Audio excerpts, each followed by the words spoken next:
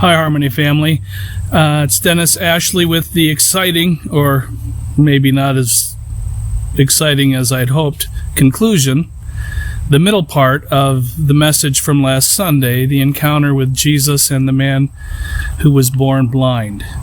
You might remember that I explained that I was going to leave part of the message for later in the week, and so this is that part of the message that I left out, the middle of John chapter 9. Just to remind you, from the first part of John 9, Jesus was passing by with his disciples, and he saw a man who was blind from birth. And the disciples asked him, "Rabbi, who sinned, this man or his parents, so that he would be born blind?" And Jesus answered, "It was neither this man sinned nor his parents, but it was so that the works of God might be displayed in him." And then he went on to say, "We must work the works of him who sent me as long as it is day. Night is coming when no one can work. While I am in the world, I am the light of the world." And when he had said this, he spat on the ground and made clay of the spittle and applied the clay to his eyes and said to him, "Go wash in the pool of Siloam," which is translated sent. So he went away and washed and came back seeing. We talked about that part of the story on Sunday, the flawed assumption of the disciples and others, both then and now, that anytime anybody has some affliction, is suffering from something, temporary or permanent, it's because either he or she sinned or his or her parents sinned, and God is punishing them. Have you ever felt like God is punishing you for something that you did wrong?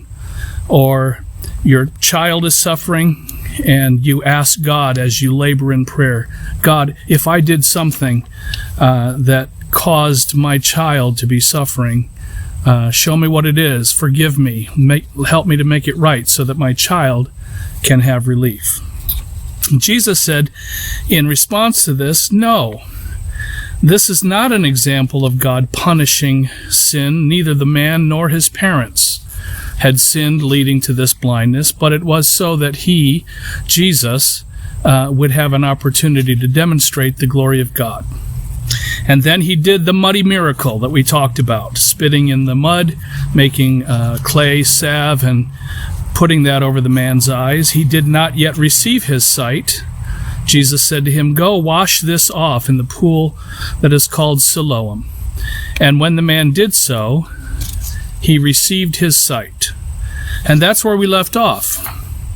And so I want to talk to you now about part 3 of this encounter, the encounter between the man, his parents, bystanders, the Pharisees, and the religious authorities. Remember, I mentioned Jesus was not in this part of the story. He and the disciples moved off after he performed this miracle, but he would re-enter the story later on. So let's pick up then in verse 8 of John chapter 9. "Therefore the neighbors and those who previously saw him as a beggar were saying, 'Is not this the one who used to sit and beg?' While others were saying, 'This is he.' Still others were saying, 'No, but he is like him.'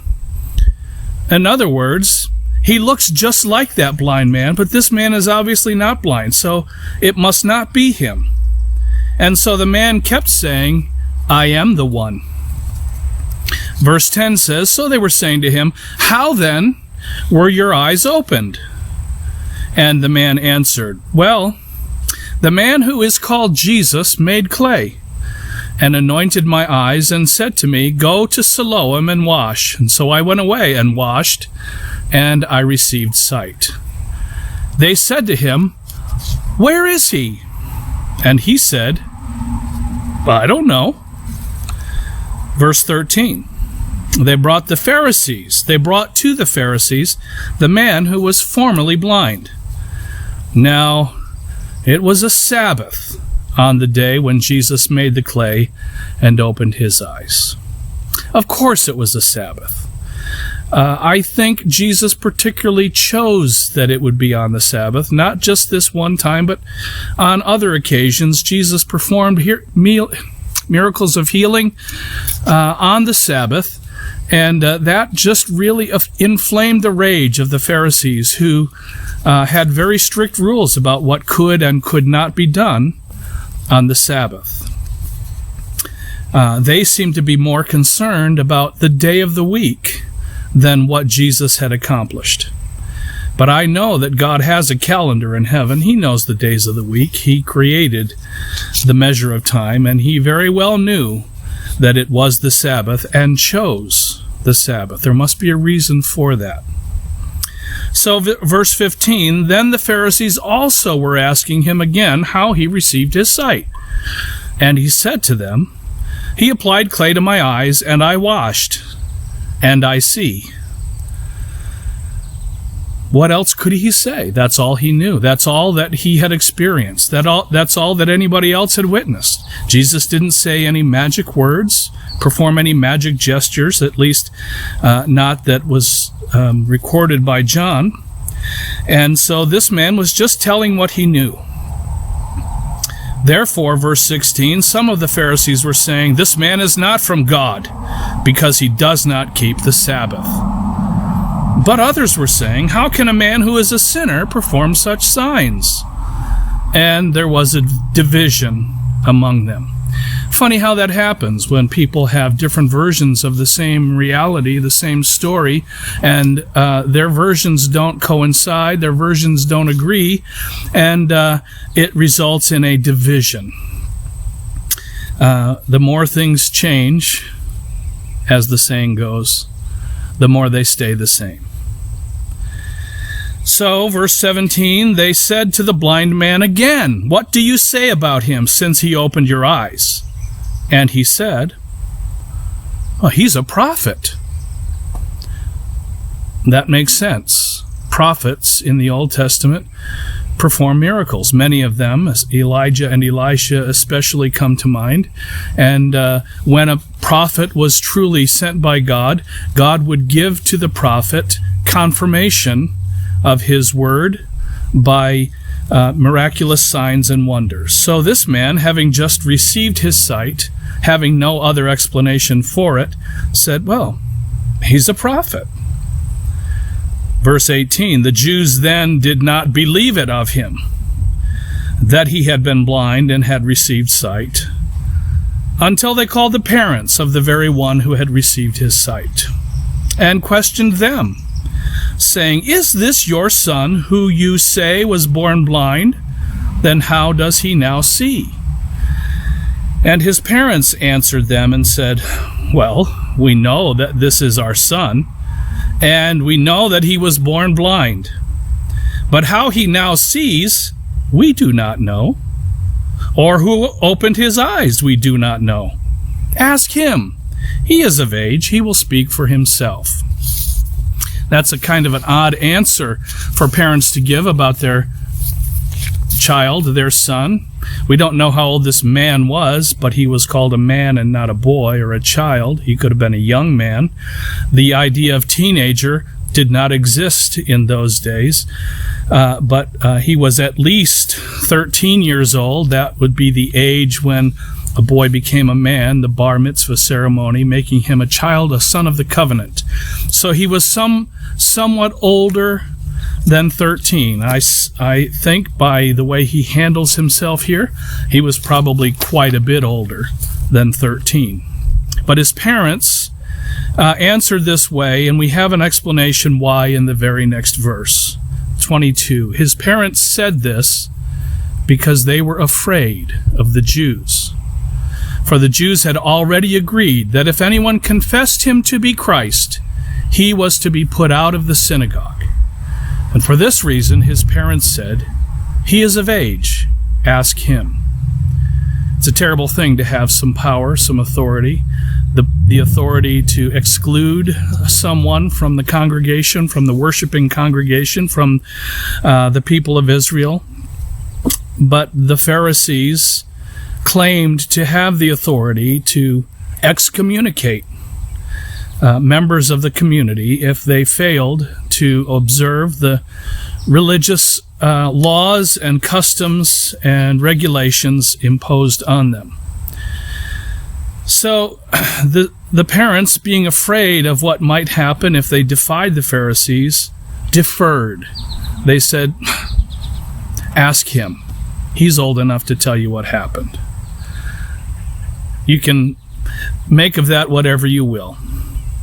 As a father, I don't think that I would be in a position to throw my child of any age on the mercy of the authorities. I'm not making any comment about these parents. I wasn't there, and I have no other basis for making an evaluation, for forming an opinion, except what we read here. They were afraid of being excommunicated, being put out of the synagogue, excluded from the religious community, and so they declined to answer the Pharisees directly. Verse 24, so a second time they called the man who had been blind and said to him, give glory to God. That's the kind of thing people would say when they were demanding a confession. Give glory to God and tell us the truth so we might punish you. They said, give glory to God. We know that this man is a sinner. I love the man's answer in verse 25. He then answered, whether he is a sinner, I do not know. One thing I do know, that though I was blind, now I see. That's a fantastic statement for all of us to make. When we're testifying of what God has done in our life, of the glory of God revealed in our lives, however that story might have unfolded, whatever your story might be, whatever my story might be, I don't know everything that God has done. I can't understand it. I can't explain it to the satisfaction of the unbeliever. But I do know this, as the man said, one thing I do know, though I was blind, now I see. I might say, though I was lost, now I am found. Though I was adrift, God has rescued me and given me purpose, has given me hope, has given me certainty in life. I wonder if you might be able to say what this man said when you are challenged to defend your faith. Whether he is a sinner, I do not know. One thing I do know, that though I was blind, now I see. And so the Pharisees again said to him, what did he do to you? How did he open your eyes? He answered them, I told you already. You did not listen. Why do you want to hear it again? You do not want to become his disciples too, do you? And right there, this poor man crossed a line, and the Pharisees were no longer interested in hearing what he had to say. Verse 28 says, they reviled him and said, you are his disciple, but we are disciples of Moses. I wonder what Moses would say about who he is following. Verse 29, we know that God has spoken to Moses, but as for this man, we don't know where he is from. The man answered and said to them, well, here is an amazing thing, that you do not know where he is from, and yet he opened my eyes. We know that God does not hear sinners, but if anyone is God-fearing and does his will, he hears him.